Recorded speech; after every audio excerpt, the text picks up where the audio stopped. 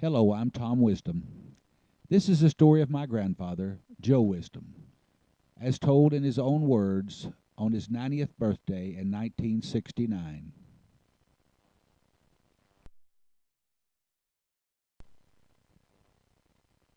Joe is being interviewed by his son in law and my uncle, Earl Hayden, husband of Joe's daughter, Ollie. And now for the story. Out there up the river, Gainesville on this side of the river, 1 year and went back to Texas.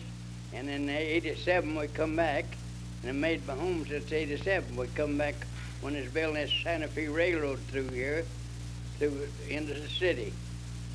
We worked on that road, and then we left there. Was that in Warnett? Huh? Was that in Warnett? No, it wasn't in Warnett. I had built that road through Warnett though. But that is the old man down in Santa Fe, come through Gainesville up through. Well, didn't you help build a railroad down into Toka? Huh? Didn't you help build a railroad down into Toka? Oh yeah, I've built railroads. Oh, I helped build that railroad out. I come out of Atoka to on over to Falls Valley. Worked on that road. You did. Yeah. You helped lay a lot of railroad in there, didn't you? Oh, yes, I ain't the only one. Boy, I've worked on Gordon. And we left after we quit this railroad here. We went to Lehigh. That's down the other side of Atoka, you know. We went to Lehigh. It's a big mining town then. We went there and stayed about 2 years. Well, wasn't Ann Lee born over to Ada? She'd born at she'd born right up here in this county at Earlsburg. It was Sally that was born. Huh? It was Sally that was born. And Ruth was born at Ada. Ruth was born at Ada, and Stella was born at Ada, out there from Ada, you know, that's 5 miles east of Ada. And I've been back to Texas, stayed 6 years one time, as that ranger, you know, Okay. and that boom. Now, wait a minute, Papa. You was a ranger 6 years. Huh? You was a ranger. Yeah, Ranger 6, they worked there in the oil field, Yeah. trucked and teamed there. That's where Ollie and I got married. Yeah, Yeah. and then I stayed there 6 years, and I come back to Healdon, Oklahoma, and went to teaming there, and from there over to Seminole, and sold out there at Seminole and went to Warnett and bought some town property, and stayed there. Well, let me ask you a question. Well, when did you move out here at Asher, out on that farm?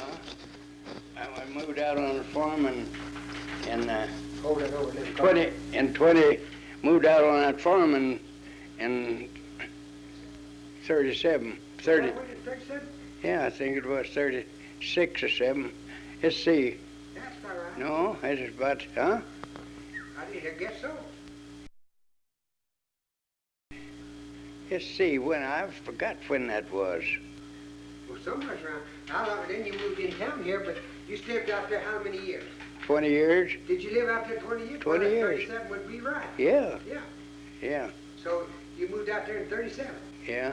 Then you moved to town in 37, that'd be 57, but you moved next door here. And after I got, after left there, after left over there, why, I come into town here and Moved next door. moved next door. That'd been from there. 20 years, that'd make it 1937, 57, make it 1958 when you moved next door. Uh-huh. Yeah. Yeah. Well, that's something. I'll tell you for sure. Left up, Papa Holly was born at Warnett, wasn't she? she was born Bonnet, yeah. Out there. Out there in the briar patch. Huh? Oh, yeah. She's out there. Near Tuscaloosa, Oklahoma, territory days. And I left there, and I went to I bet over at Rolfe and stayed a while, and went from there out to Marlow, and that's where I met my wife at Marlow, and I was working there on a ranch, and I rode by this place where she's at, and run under a clothesline and knocked my hat off. And I got up and spoke to her, and she told this woman, said, "That's my man if I never get him." And so I went and found out where she lived, you know, and I went up to see her, and we had pretty good little talk. And my father-in-law, he did out of Texas, and he didn't think he cared so much for these cowboys, and so he told her, said, "I didn't want you going, that feller." And so I was up there one Sunday, and he said, "You go tell him to get on out of here. If you don't, I'm going to go tell him, ask me to go." And she told him, and so I went on. I told her that I'd meet her and told her what I would do to get together, you know. And we went on, and he decided then, that he was going to get up and leave, you know. But I met him on the road. I started to leave, go to Mexico, being a John McCoy. When we got out going to Marlow, I met him on the road. I said, "Well, Mr. North, 'cause I'm leaving now, but I'll be back after your gal."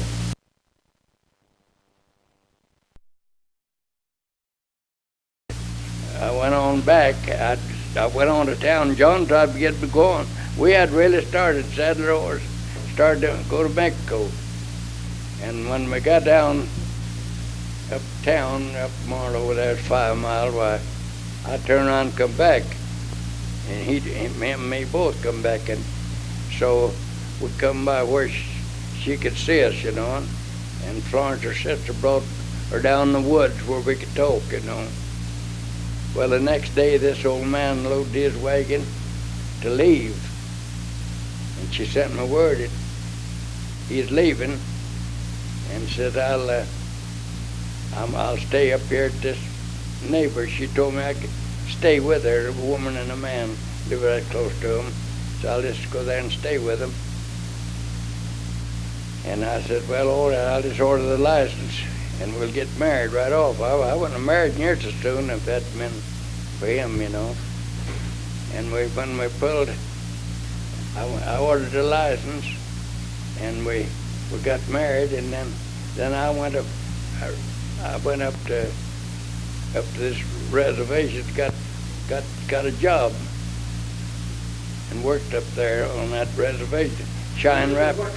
What reservation was it? Cheyenne Rapids Reservation. And I went there and stayed, and then I pulled out. I had to get out of there. I wondered how come to go on up on that reservation to work. And then they moved with Sulphur, and I come on down there to them. And we went to Texas. And just stayed a few months, come back, and where'd we come?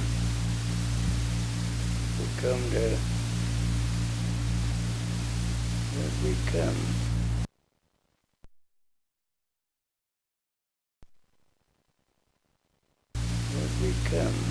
Oh, we come back to Colgate, and I went to work there.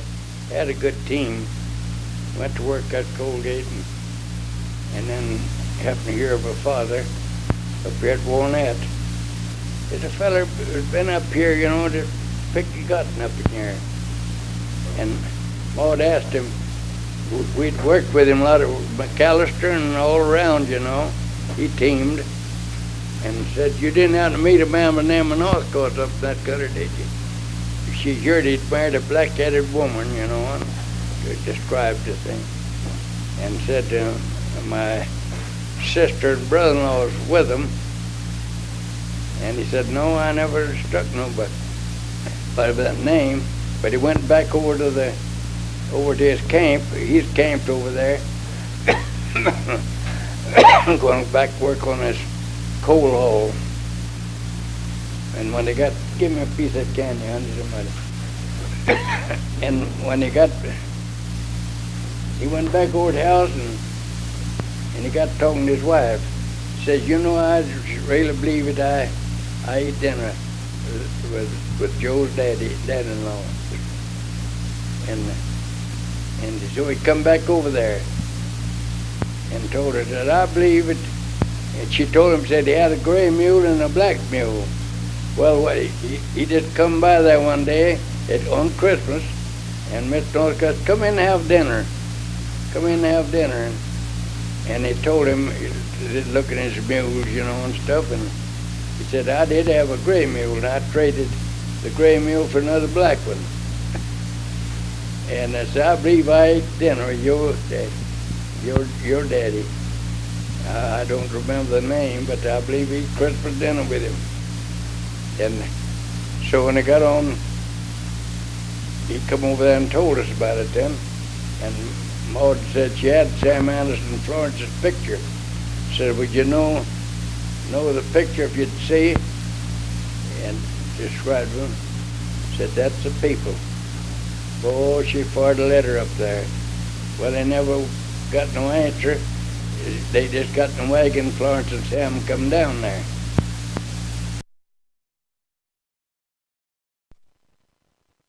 Then we went back up to Warnett, and Mr. Northcutt had a big farm rented and had the land all broken. He just cut me off a piece where it's already broke, you know, and let me go to farming. I made the crop. How long did it take them to get out of the coal mill, Papa? Huh? How long did it take them to go from Warnett to coal mill? Oh, I guess, I don't guess it's much over a day. Well, Papa, they had to from Warnett to coal mill. Warnett to Colgate. 2 days. Huh? At least 2 days. Well, it's always, yeah, it'll take them another longer than a day, I guess. She sure was tickled to see him. Well, we loaded up and left there. I loaded a load of coal and brought it on up. They hitched onto my wagon with his team, and I taking a load of coal with his wagon. Had been overjetted, you know, and picked up good. And we come on back, and Did Mama and Grandpa hug the kids when they saw one another? huh? Did Grandma and Grandpa, Mama and Grandpa hug the kids when they saw one another? Did you hug and kiss him when you saw him? Oh, God Almighty. She run to him, I just tickled to death. And he was to her, and me too. Just treat me like everything but, Did he have Willie Watson with him and Grandma? yeah. Yeah. Willie Watson, Watson's about 3 or 4 years old, huh? About 3 or 4 years old. He's about 3 or 4 years old. Dolly is about 7 or 8 years old. Mandy is about And 12. that's all the girls that were there. Plummer's there, you know. Plum was there. Yeah, Plummer's with him. Well, when me and my friend went farming, Plummer and Ora, they come up and lived with us. Put them down there. This old lady and him fussed all the time. And Ora and her got in a fuss. She come up there and said, we just had hell down there. Said, we come up here to stay with you. That Elizabeth's mother, you know. Elizabeth and Susan's mother. We just had hell up there. Oh, Did you make pretty good, Papa, that year? Did you make pretty good that year on your farm? yeah, and done pretty good, made it good, but the stuff wasn't nothing. Well, cotton is pretty good price, but corn, Solomon corn, for 20 cents a bushel. 20 cents a How many bushel. bushels you make, Papa? Well, done that much. 2 or 3 bushels. Oh, I made a good corn crop. One year, Papa made 600 bushels down there. When we had a farm, I know when you made 600 bushels. Where's that? Right down on the river down there. When I was a little girl, you made 600 bushels corn. Oh, yeah, but that was after We had a You good know, that place. farm then, is Had a a good guy place. that went off the river, you know.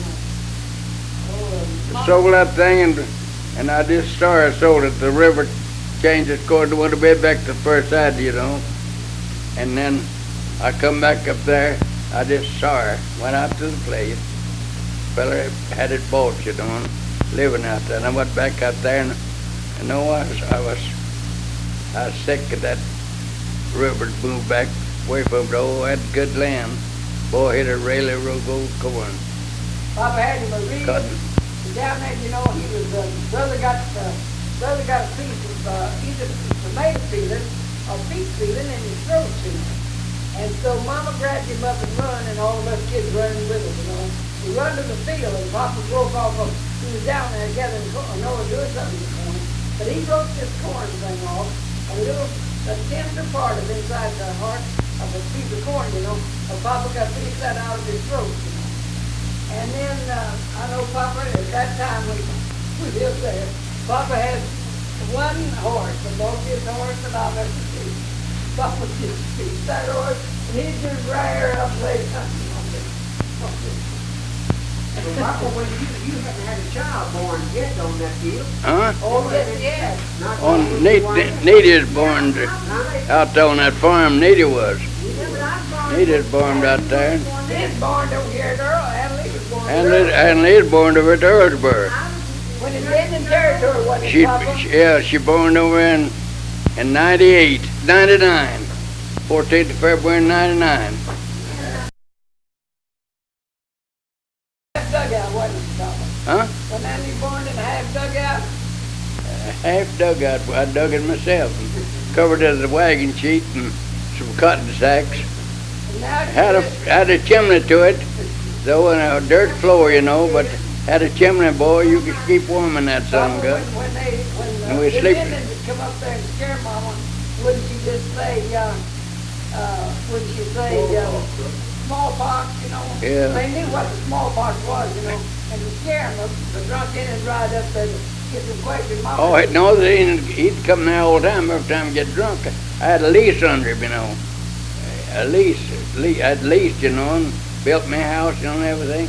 And he'd come up there, he drank lots, and I'd work with him some. He's a kind of cowboy, and we worked for old John Alexander there.